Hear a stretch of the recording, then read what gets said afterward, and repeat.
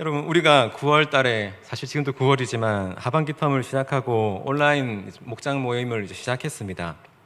근데 온라인 목장 모임에 대해서 이제 얼마 되지 않았지만 저도 이제 야곱에서 또 이 모임에 대해서 어려움과 힘든 점을 좀 듣다 보니까 좀 마음이 좀 답답한 것도 있고 해가지고 지난 날을 돌아보니 수련회도 제대로 못했고 교제도 1, 2월 달에 만났던 그때의 교제가 거의 다이고, 그러니까 어떻게 이제 제대로 할 수 있을까, 예배를 또 드릴 수 있을까 이게 투덜거리면서 밖을 돌아다니고 있는데, 답답하던 차에 이 앞에 나가서 이제 풀도 보고 나무도 보고, 이렇게 앞으로는 하반기는 어떻게 해 나가며 내년은 어떻게 또 세워갈까에 대해서 이제 고민을 하고 있었어요.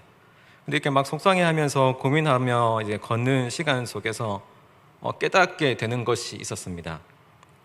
어느새 청명한 가을날이 되고, 제가 2016년에 한국에서 마지막으로 이제 가을을 보내다 보니까 이게 가을이란 게 이제 확 와닿더라고요. 아침 저녁으로 시원한 공기. 근데 이런 시절에 참 세상이 아름답게 보이고 하늘은 너무나도 예쁘잖아요. 교회 오는 길에 또 곳곳에서 또 세상을 많이 보고 있을 테지만 너무 이제 요즘에 많이 예쁘고 아름답습니다. 참 놀라운 것은 이 코로나의 시간 가운데 사람만 하나님 앞에 예배를 잘 못 드리고 있는 건 아닌가 생각이 들더라고요.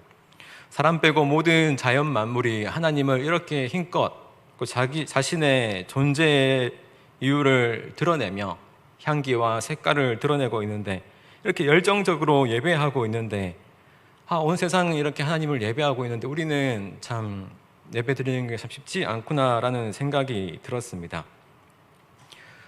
여러분, 제가 왜 이런 말을 할까요?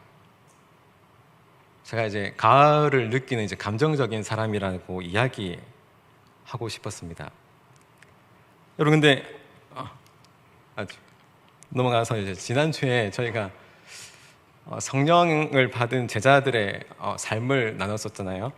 어찌 보면 이제 그들의 제자들 요한과 베드로는 자신의 성격과 생각으로 사역했던 것이 아니라 그 이후부터, 성령 받은 이후부터는 자신의 생각과 마음보다는 성령의 이끌림에 받아 이제 살아갔습니다.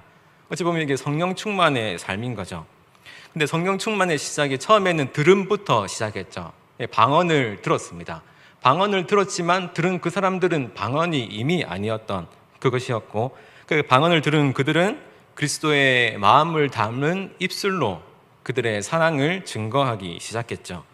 들음의 변화가 생겼고 이제 말함의 변화가 생겼습니다.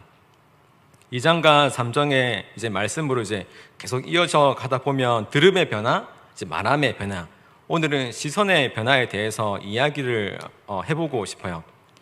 여러분, 우리가 본다는 것이 사실 너무나도 중요하죠. 교제도 우리가 사실 봄으로써 더욱더 깊이 알게 되는 부분이 있잖아요. 본다는 것을 한자로 크게 세 가지로 이야기할 수 있는데, 볼견, 볼시, 볼관, 그리고 견시관, 이렇게 본다는 것인데, 견이라고 하는 것은 눈에 들어오는 대로 보이는 것이라고 합니다. 그러니까 눈을 뜨고 있으니까 내 눈앞에 맺히는 것. 그러니까 눈에 들어오는 것이 들어오면서 저절히 생기는 게 이제 견물생심이라는 이제 말이 있죠. 그냥 들어오는 대로 보게 되는 것. 그런데 시라는 것은 이제 각도를 이야기합니다. 어느 각도에서 보느냐, 어떠한 시점을 가지고 어떠한 관점을 가지고 내 입장이 곧 그것을 그렇게 보이게 하는 거죠. 그리고 관이라고 하는 것은 중심에서 보거나 중심을 깨뜨려 보는, 그러니까 중심에 관한 이야기, 어떠한 관점으로 그것을 가운데에서부터 시작을 하느냐, 중심에서부터 시작을 하느냐, 이런 것이 이제 소위 이제 눈의 깊이다라고 이야기를 합니다. 이렇게 말할 수 있고, 우리들은 이런 눈의 깊이가 중요하다라는 것은 다 알고 있는 사실이죠. 왜냐하면 눈의 깊이가 때로는 우리의 삶의 깊이이기도 하기 때문입니다. 우리의 삶이 어떠한 시절을 보내느냐에 따라서 다른 사람의 인생이 그저 겉면으로 보이는 배경적인 인생이 아니라 그 사람의 마음과 배경, 어찌 보면 그 사람의 과거까지 볼 수 있는 그런 인생의 깊이를 또한 느낄 수 있기 때문이죠. 오늘 그냥 보이는 인생을 가진 한 사람과 그 사람을 꿰뚫고 있는 시선을 가진 그런 관점을 가진 또 다른 시선으로서 오늘 말씀을 좀 봤으면 좋겠는데요. 먼저 1절에 베드로와 요한, 이 반대의 스타일을 가진 두 사람이 성령의 인도하심으로 사역을 하게 됩니다. 이제 그들은 성령의 시선과 하나님의 관점과 이제 그 깊이로 살아가는 시간이 된 거예요.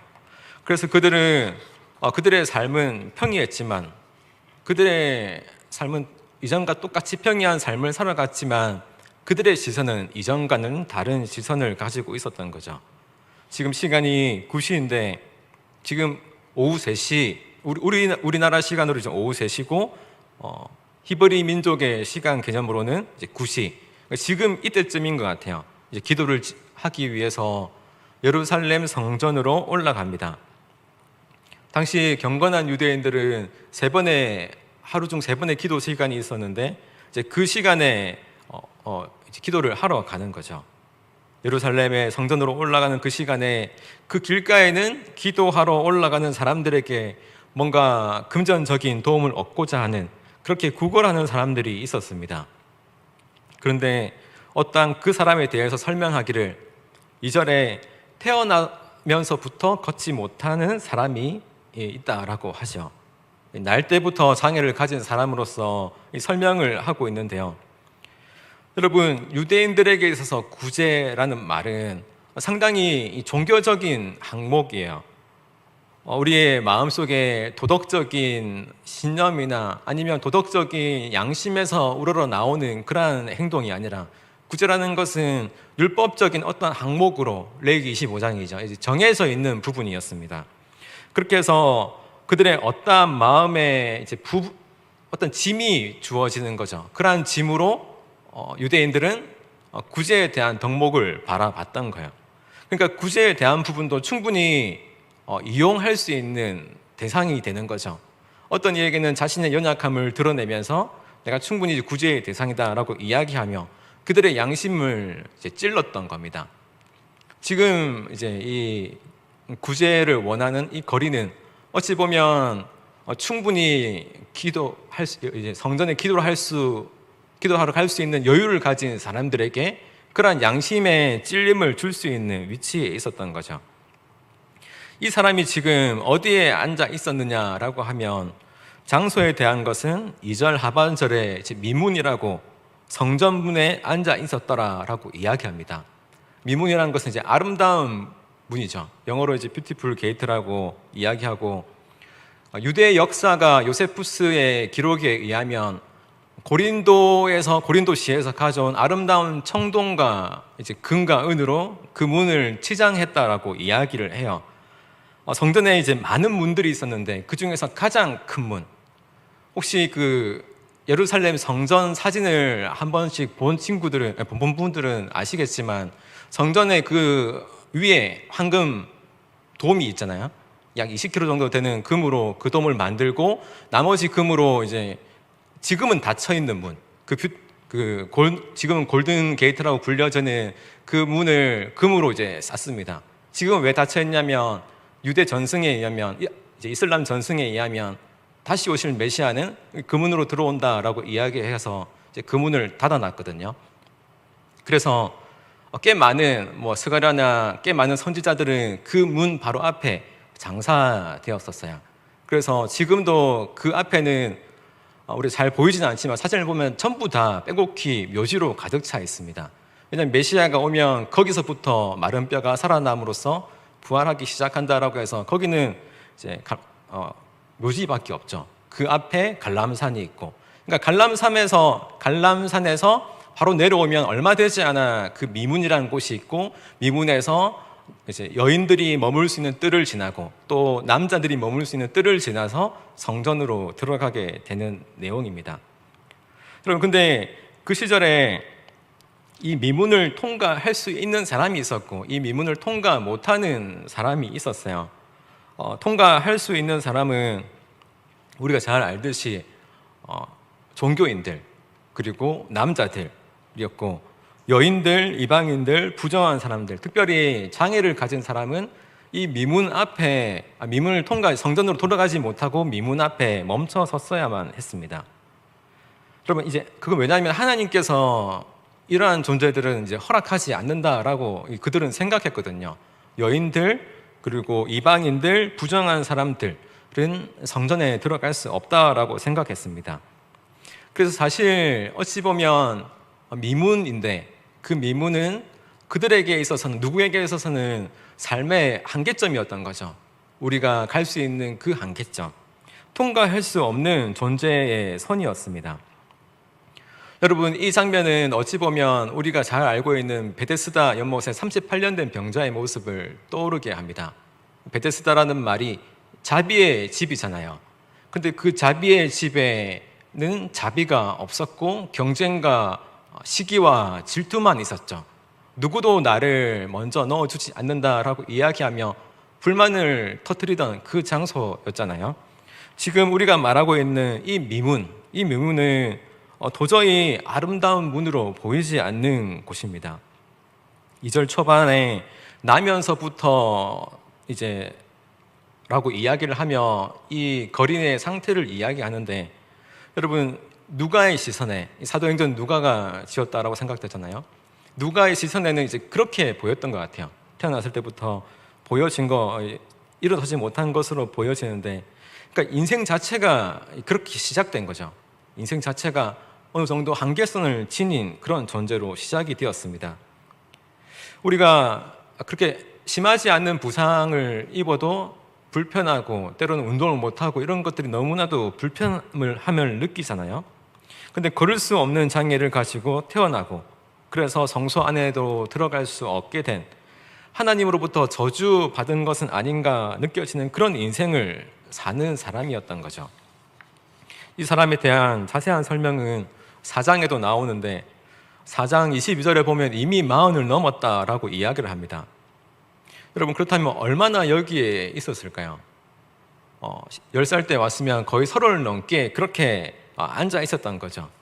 얼마인지 정확하게 알 수는 없지만 9절의 말씀에 보면 모든 사람이 이 사람을 다 알아봤다라고 이야기하는 것으로 봐서 상당히 오랜 시간 이제 그 자리에서 구걸을 했던 것으로 이제 추론할 수 있습니다.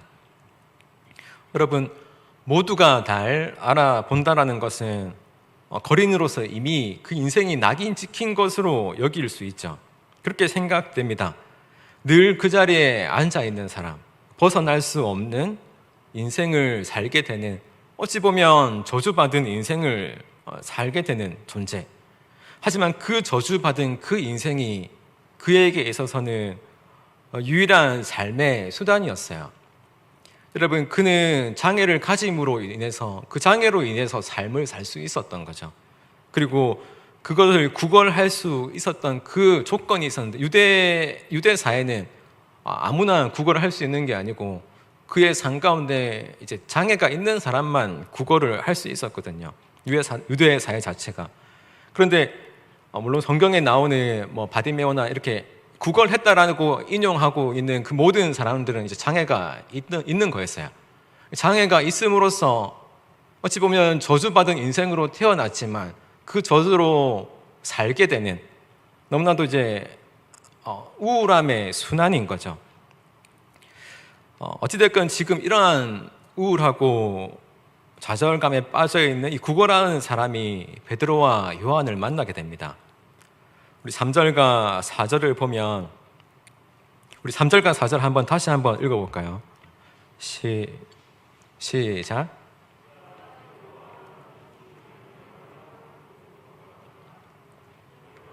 더불어 주목하여 이르되 우리를 보라 하니. 여러분, 이 구걸하는 사람은 베드로와 요한을 보고 있었고, 베드로와 요한은 주목했다라고 이야기를 하는데, 헬라어로 이야기하면 아테니사스라고 그냥 보는 것이 아니라 아주 격렬하게 보고 있다라는 것을 이야기합니다. 이 장에 성령을 받은 그들이 뭔가 격렬하게 보고 있다라고 이야기하는 것은 구걸하는 사람의 외적인 모습에만 집중했다기보다는 이 사람의 영혼을 보고 있었다라고 이야기를 할 수 있는 거죠. 여러분, 우리가 똑같은 장소에서 똑같은 시간에 똑같은 영화를 보거나 드라마를 본다라고 하더라도 서로 주목한 것이 다 다를 수 있잖아요. 우리가 똑같이 살아가는 것처럼 느껴진다고 하더라도 사실은 다 다른 것들을 보고 있을 수 있습니다. 꽤 많은 수의 사람들, 순례객들은 화려하고 아름다운 미문을 받겠지만, 그리고 그 성전이 얼마나 크고 위대한지를 받겠지만, 구걸하는 그 사람은 과연 무엇을 보았을까요? 나에게 도움을 줄 수 있는 사람? 상대방이 누군지는 그렇게 중요하지 않았을 겁니다. 나에게 유익이 되느냐 안 되느냐, 적어도 평생을 구걸하는 사람으로 있었더라면 적어도 구걸에 대해서는 전문가가 되었겠죠. 사람의 걸음 소리만 들어도, 아니면 사람의 손 모양만 봐도 이 사람이 나에게 돈을 줄 건지 안 줄 건지, 얼마나 줄 건지, 이 정도는 알았을 것 같아요. 그러나 베드로와 요한, 이 성령 충만했던 그들은 그의 겉모습을 본 것이 아니라 그의 영혼을 보기 시작했습니다. 또 그의 영혼이 보였던 거죠. 성령 충만한 삶을 살아가는 그들에게 있어서 그들의 시선과 관점이 이미 그 영혼이 보였을 거예요. 그래서 그는 그 거리는 평생을 오늘 같이 좋은 날씨가 있었을 때 하늘을 보기보다는 다른 어떤 사람의 손을 보며 그 손에 달려진 그물 또는 이제 지갑을 봤을 거예요. 아침 9시 성전에 사람들이 기도하러 가기 전에 이미 그 자리에 나갔을 것이고, 마지막 기도가 끝나는 그 시간까지 그는 기다리고 있었을 겁니다. 하루 종일 자기 스스로가 넘을 수 없는 그 라인 밖에서 얼마나 다른 사람들의 성전에 들어가는 발걸음을 많이 봤을까요? 그리고 그 성전에서 들려오는 기도 소리와 찬양 소리에 나도 동참하고 싶다라는 생각이 얼마나 많았을까요? 여러분, 그는 늘 바라봤을 겁니다. 그러나 그의 평생의 시간이 흘러가는 동안 자신에게는 아무런 응답이 오지 않았죠. 어찌 보면 태어났을 때부터 장애를 주신 신으로부터 아무런 응답도 메시지도 오지 않고 그저 그 자리에 있는 것이 삶의 전부가 됐을지도 모릅니다.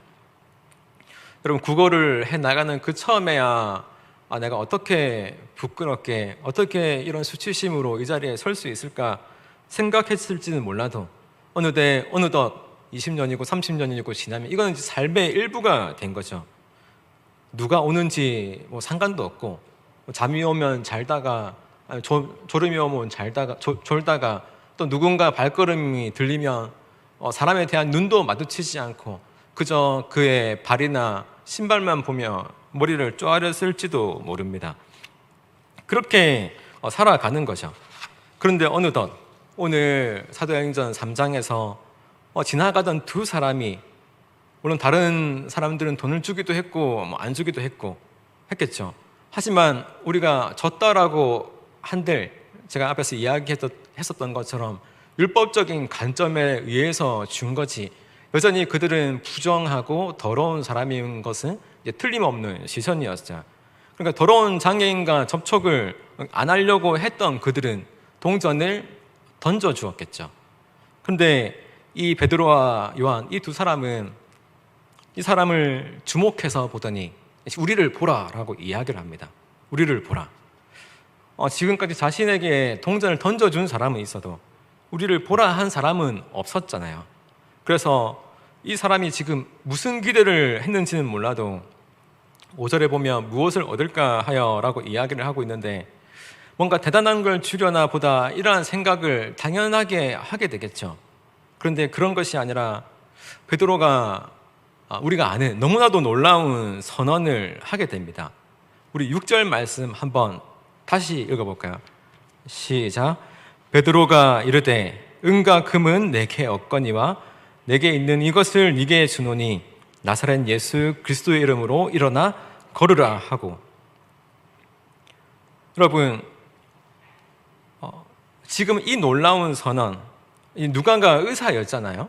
지금 걸어라라고 이야기를 하고 오른손을 잡아 일으키니 발과 발목에 힘을 얻고, 누가의 시선에는 그의 부족함이 발과 발목으로 보였던 것 같아요. 그러니까 그의 머리나 몸이나 종아리나 허벅지가 문제였던 것이 아니라 그의 발목과 발에 힘을 얻고 다시 일어섰던 거죠. 근데 베드로가 은과 금은 내게 없지만 내게 있는 것을 너에게 주고 싶다라고 이야기를 합니다.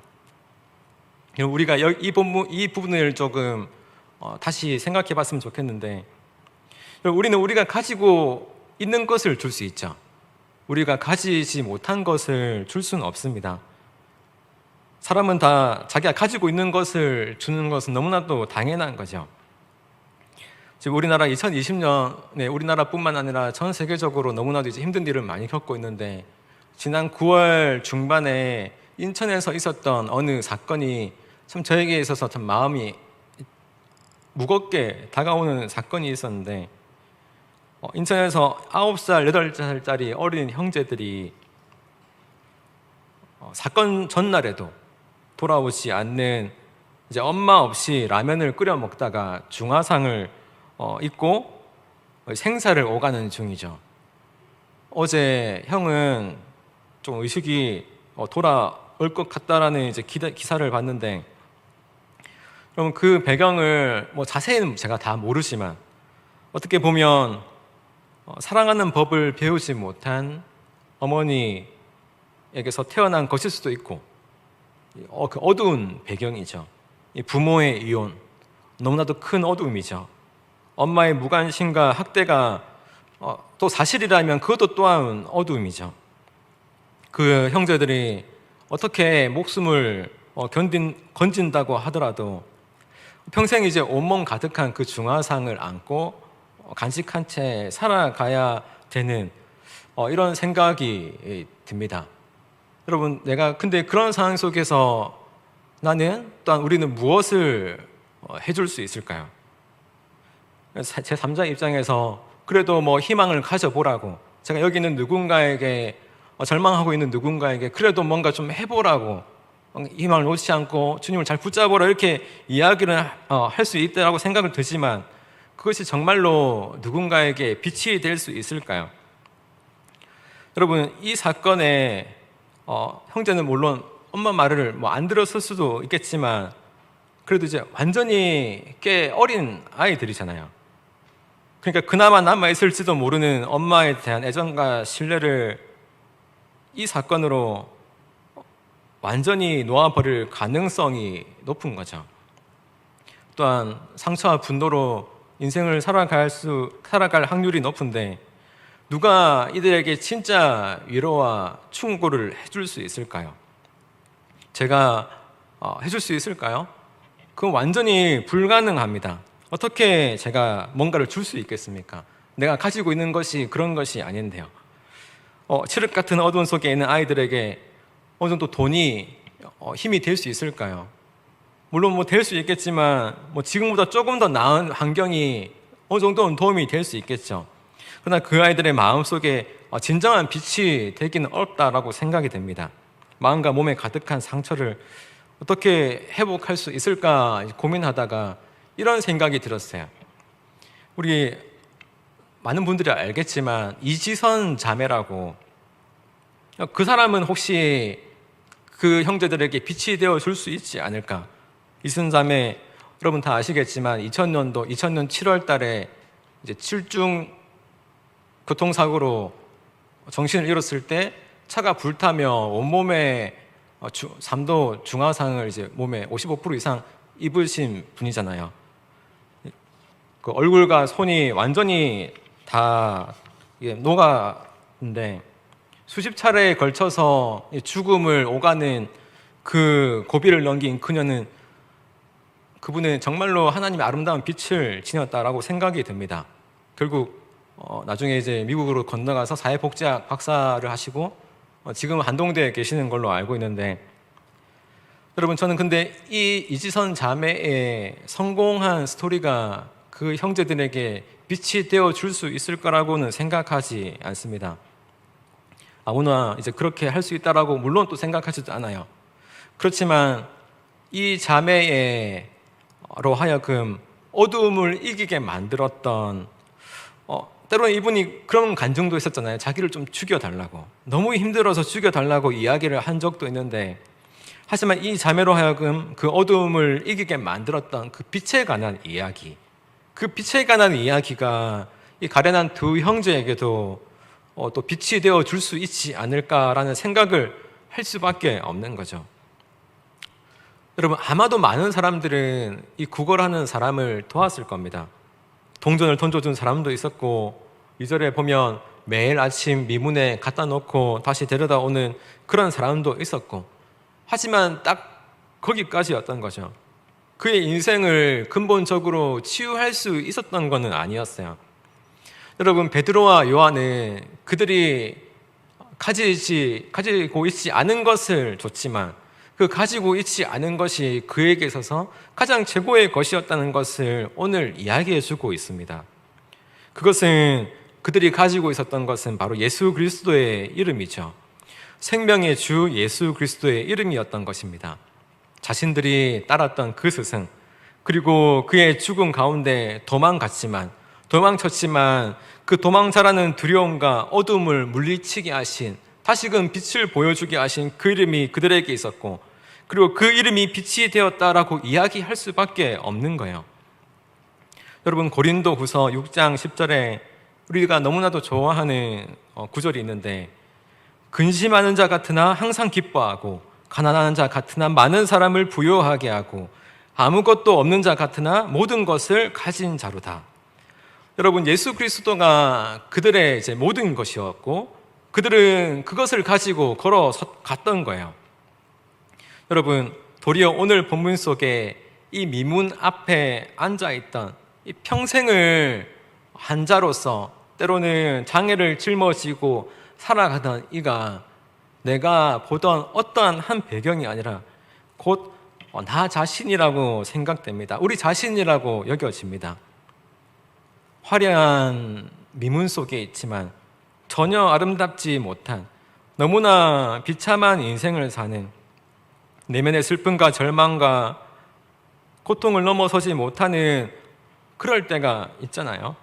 평생을 다른 걸 보다가, 평생을 다른 걸 찾다가 성전문 앞에까지는 왔지만 성전 안에 들어가지 못하고, 하나님과 너무나도 만나고 싶지만 그 관계성을 채워지지 못하고 멈춰섰던 때가 얼마나 많이 있습니까?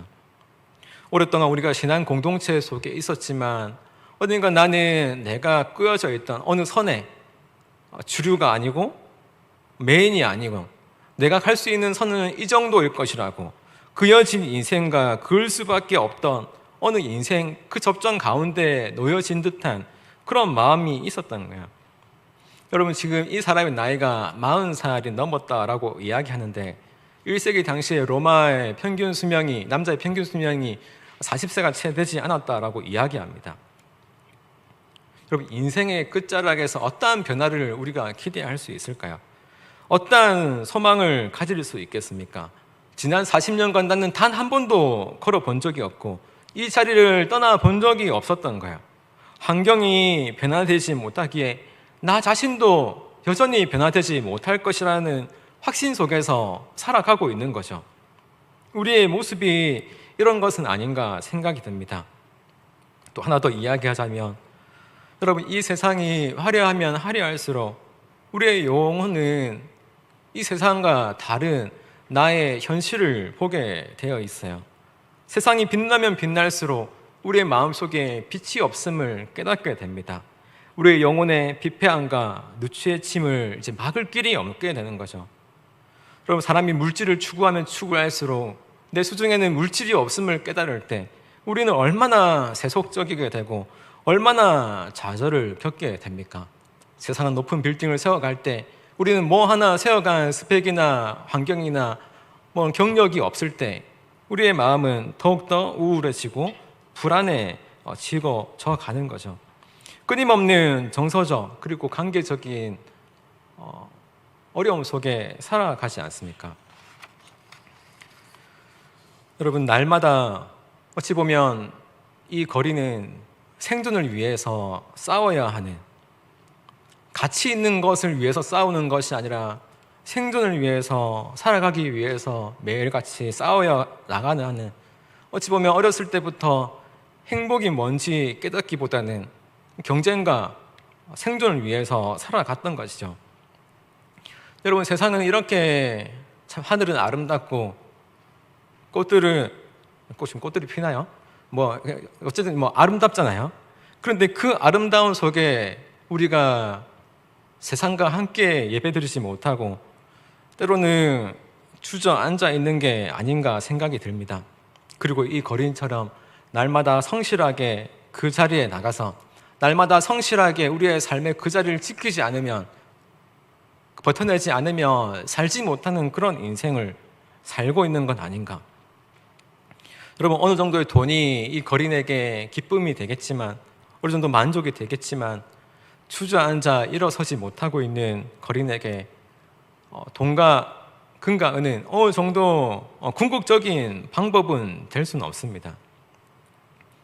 우리의 인생을 치유할 수 있는 분은 오직 예수 그리스도라고 고백을 하고 있는 것이죠. 오늘 이 사람이 8절 말씀을 보면 뛰어서서 걷기 시작했다라고 이야기를 합니다. 말이 이상하죠. 서서 걷고 뛰었다가 아니라 뛰어서서 걸었다라는 것은 그만큼 누가의 시선에서는, 그에게 있어서는 폭발적인 에너지가 있었다라는 거예요.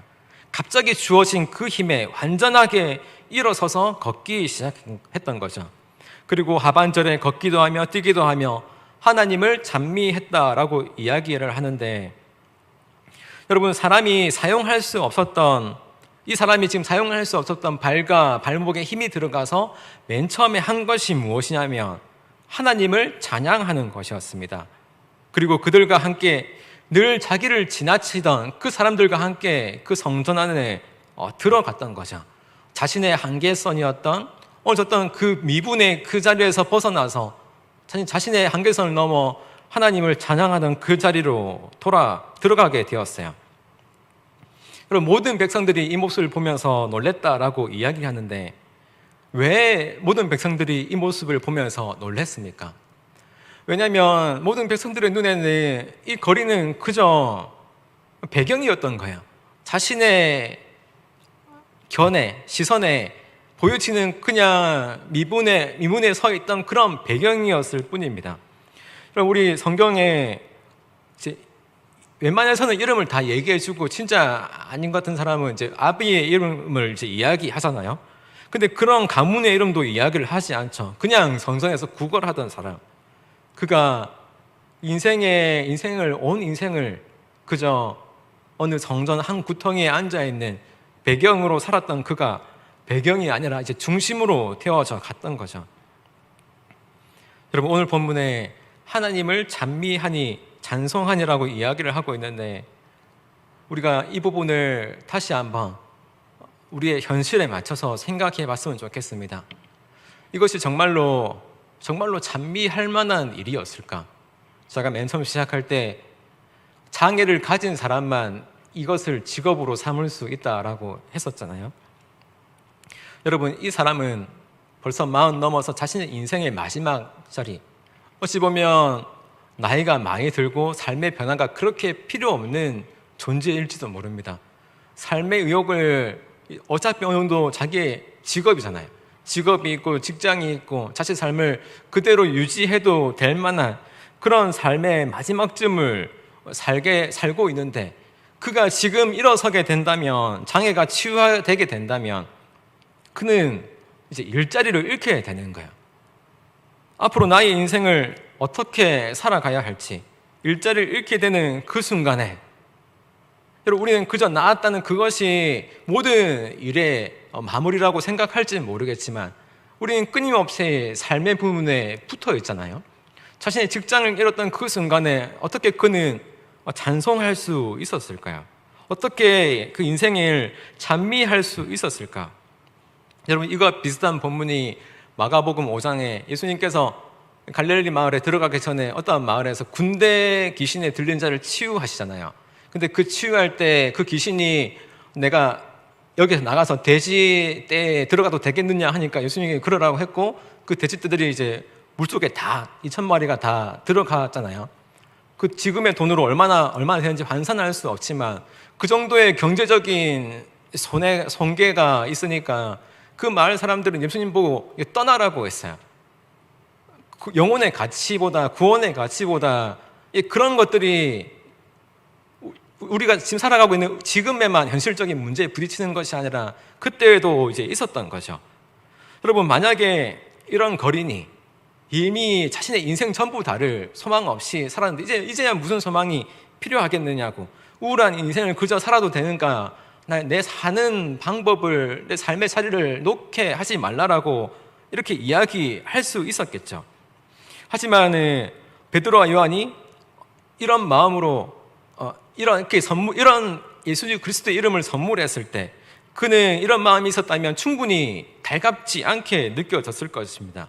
그냥 날 내버려 두라고, 이렇게 살게 내버려 두라고, 아무 소망 없이 그냥 난 살면 된다라고 이야기했었겠지만, 하지만 그 거린의 믿음이, 그들의 행동은 전혀 이제 하나님을 찬양하는 방향으로 나아갔던 거죠. 여러분, 우리는 이 거린을 보면서 그 거린의 믿음이 과연 구원받을 만한 믿음이 있었을까라는 이제 생각을 할 수는 없어요.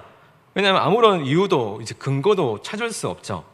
하지만 우리에게 지금 이 펼쳐진 내용을 보면, 그리고 그 다음에 있는 내용을 보면, 그는 그의 삶의 기반이 흔들리는 그러한 상황 속에 있었지만 자신의 행동과 모습 속에서 충분히 하나님에 대한 경배와 찬양과 그 속에 하나님을 향한 그러한 갈망이 있었다는 것을 이제 보여주고 있는 거죠.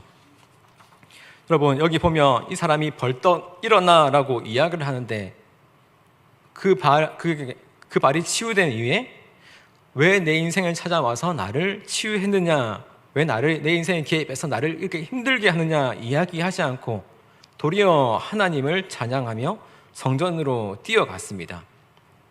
집으로 가지 않았죠.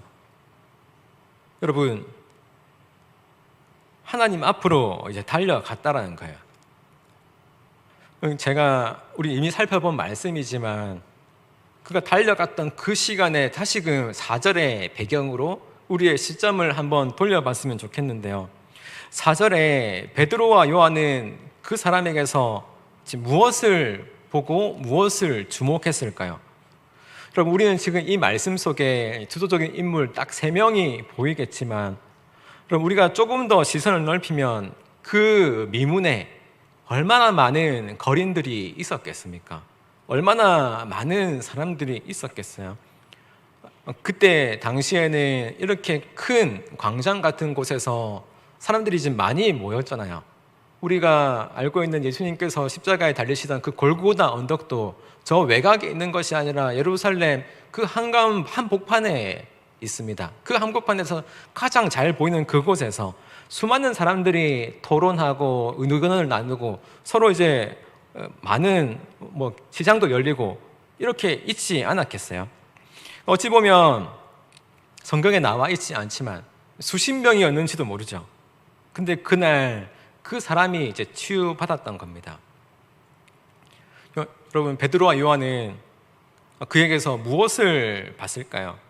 지난 수십 년의 세월을 그 자리에서 이제 구걸을 해왔지만 단돈 몇 푼으로는 내 인생을 바꿀 수 없다는 것을, 내 인생을 채울 수 없다는 것을 아는 그 영혼을 봤던 거죠.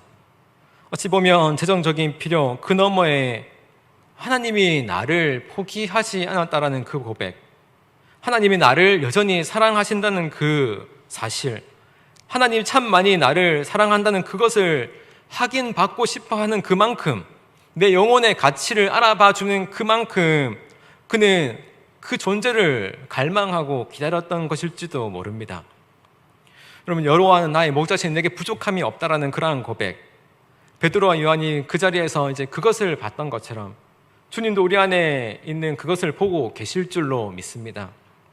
심지어 우리조차도 잊어버리고 나조차도 잊어버리고 나 자신조차도 내 마음속에 남아 있을지도 모르는 듯한 그러한 진리에 대한 갈망과 진실에 대한 갈망을 주님께서 이제 보고 계시는 거예요.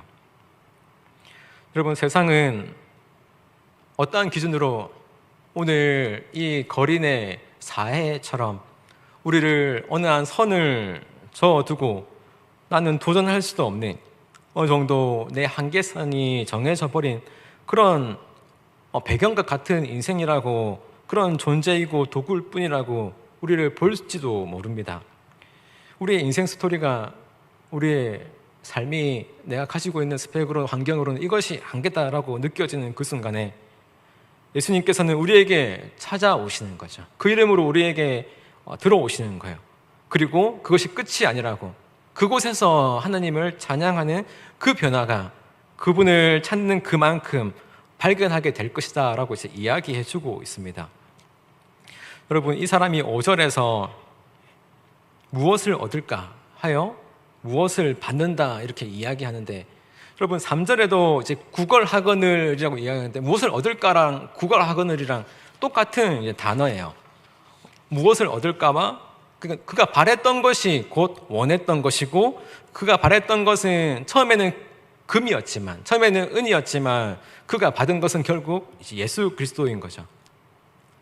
요한복음 1장 12절에 영접하는 자, 곧 그 이름을 믿는 자들에게는 하나님의 자녀가 되는 권세를 줬다라고 이야기하는데, 영접하는 이 단어와 하나님 앞에 구한다라는 그 단어가 같은 단어입니다. 같은 헬라예요. 여러분, 우리는 우리의 드려지는 삶의 그 모든 예배의 순간들 속에서 우리가 왜 예배 드리는지, 그러니까 왜 살아가고 있는지 깊이 깨닫는 시간이 되는데, 때로는 우리의 학업과 직업이, 때로는 우리의 인생의 진로에 대한 길 부분이 이 자리에 많은 것을 우리는 갈망하며 원하며 올 수도 있겠죠. 우리는 성전에 많은 것을 얻으러 오지만, 그러나 주님이 우리에게 주고자 하는 그것은 생명의 이름이고 능력의 이름, 또 치유의 이름, 주 예수 그리스도라는 사실을 잊지 않았으면 좋겠습니다. 그리고 우리의 시선이 그분의 관점이길 바랍니다. 그 이름이 우리의 이 세상의 모든 시점과 관점과 우리 앞에 놓여진 그 선을 내버려 두고 그 선을 넘어설 수 있는 그 진리를 가르쳐주는 그러한 소망이 되길 바랍니다. 말씀을 마무리하겠는데요, 여러분, 우리는 하나님의 관점으로 우리를 보는 그러한 시도를 놓지 말아야 돼요. 그럼 우리는 하나님께서 우리가 구원받기 위해 어떠한 삶을 살아라라고 이야기하지 않으셨습니다. 다시 말하면 주님께서는 우리가 구원받기 위해서 어떠한 조건을 내세우지 않으셨고, 우리의 수고를 요구하신 것이 아니라 도리어 구원받은 그 기쁨과 감격으로 살아가는 삶을 바라셨죠. 요한복음 8장에 간음하던 여인에게 예수님께서는 말씀하셨잖아요. 나도 너를 정죄하지 아니하노니 가서 다시는 죄를 범하지 말라. 여러분, 죄를 짓지 않는다면 내가 너를 정죄하지 않겠다라고 이야기를 하셨습니다. 이게 우리에게 주어진 그 복음의 이야기죠. 여러분, 그 거린에게 있어서 구원받을 만한 조건을 발견할 수 있었느냐 없었느냐의 문제가 아니라, 우리는 그 구원받은 그 삶에 대한 증거와 방향이 어느 방향으로 가고 있는지에 대해서 더 깊이 묵상하는 시간이 되었으면 좋겠습니다. 여러분, 이게 하나님께서 우리를 부르신 이유죠. 우리는 우리 스스로를 구원해낼 만큼 어떠한 공로나 어떠한 하나님 앞에 덕을 쌓는 일은 완전히 이제 불가능하잖아요. 우리가 어떻게 우리의 죄값을 치룰 수 있겠습니까? 그렇지만 예수님께서는 복음에는 거래나 조건 없이 그냥 그 자체를 받으셨고, 조건 없이 용서하셨고, 조건 없이 품으셨습니다. 복음의 은혜를 입은 이제 그 거리는 예수님이 이름이 믿어지는 그 순간 자기의 인생이 어둠 속에 살아왔던 것이 아니라 이제 빛 속으로 살아가게 됨을 깨닫게 된 거죠. 그리고 그것을 느꼈을 거예요. 이제는 예수님과 아무런 관계없이 살다가 예수님을 따르는 자가 되었다는 것, 이제는 예수님의 그 이름만 불러도 감동의 눈물이 흐를 것 같은 그 삶이, 찬양을 하러 달려갈 것 같은 그 삶이 시작되었다는 것을 깨닫게 되는 거죠. 여러분, 우리의 이름이 우리가 살아가면서 예수님의 그 이름이 예수님의 이름을 부를 때마다 우리의 마음속에 뭔가 가슴이 설레고 예수님으로 인해서 뜨거운 뭔가가 일어날 수 있다면 그때는 우리는 여전히 우리의 현실이 밤에 있지만 낮과 같은 빛과 같은 그 아름다움을 보며 찬양할 수 있는 삶이 될 것이라는 것을 말씀해 주고 있습니다. 우리가 우리의 앞에 놓여져 있는 선들, 좌절들, 절망들 그 모든 그 틈 안에 그것을 넘어설 수 있는 우리의 한계선을 넘어설 수 있는 은과 금을 제시하고 제시받는 인생이 아니라 그 모든 것을 넘어서는 진리의 이름인 예수 그리스도를 제시하고 제시받을 수 있는 우리 모두가 되길 소망합니다.